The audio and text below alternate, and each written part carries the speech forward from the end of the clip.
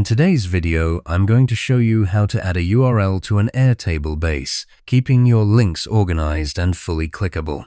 If you find this helpful, be sure to like and subscribe, and let's get right into it. Start by opening your browser and heading over to Airtable.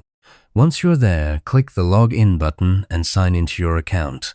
You'll then need to open the base you want to edit.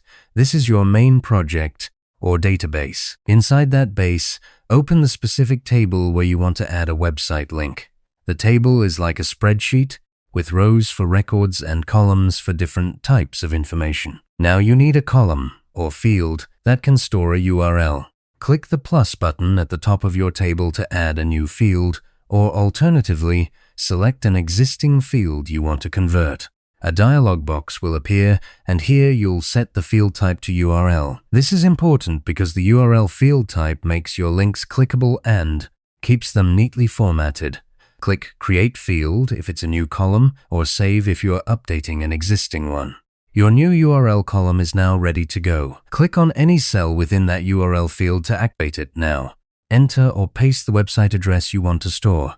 It's best to include the folder starting with https:// because this ensures the link works correctly when you click it.